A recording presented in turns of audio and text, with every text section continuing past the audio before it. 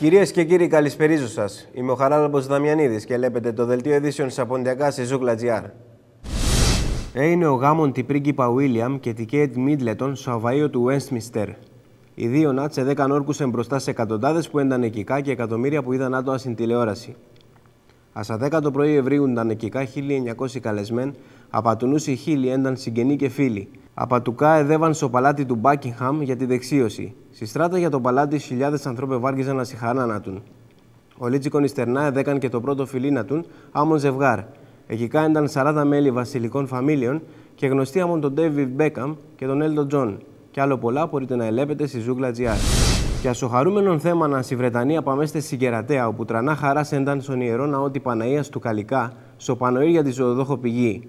Ο αγώναν ντεπήκαν οι ανθρώποι εκικά για να μην φτάνει τον χίτα στο Οβριόκαστρο, εδέκεν χαρά στο Πανοήρ και τα βελικά ερούσναν όλη την ώρα. Και άλλο πολλά νέα στη Ζούγκλα.gr.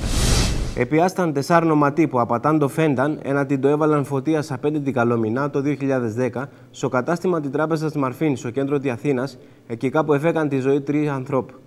Απατάν το λένε οι αρχές Σαραεύνες σε 3 σπίτια στο κέντρο τη Αθήνα. Η αστυνομία σε επόμενα ημέρα θα στείλει στον εισαγγελέα πρωτοδικών, Γιώργο Καλούδη, των φάκελων τη υπόθεση. 16 αποθαμένοι σε ένα συνεπίθεση το έγινε υστερνά το βράδυ την Πέμπτη στη καρδία τη πόλη Μαρακές, στο Μαρόκο. Η αστυνομία ανατόραν σε όλη τη χώρα και πήγαινε στα στράτα στα παν γουβία για την ασφάλεια των πόλεων. Η μπόμπα ετεινάχθε στο καφέ Αργάνα. Απατάν το λέει έναν άγουρον εκικά, ατό σε σέβε στο καφέ nepέραινε ένα χυμό πορτοκάλι και ο Λίτσικον Ιστερνά όλη η καφετέρια είναι καπνός. Και τώρα σε λέπομεν των καιρών. Ο Λίτσικα νέφια και η στερνά τρανά βροσίας θα έχουμε στην Ήπειρο, στη Μακεδονία, στη Θεσσαλία και στη Σερεά άμμον αναμένουμε τη Σάβα. Η θέρμια θα είναι από 6 με 21 βαθμούς στη Βόρεια Ελλάδα, από 8 με 21 βαθμούς στην Δυτική Ελλάδα, από 8 με 23 βαθμούς στη Νότια Ελλάδα και από 14 με 23 βαθμούς στα νησιά τη Αιγαίωνος και στην Κρήτη. Κυρίες και κύριοι, ατόετον το δελτίο ειδήσεων Σαποντιακά στη Ζούγκλα.gr. Απούλτσα δακά να έσετε έναν όμορφο βράδον.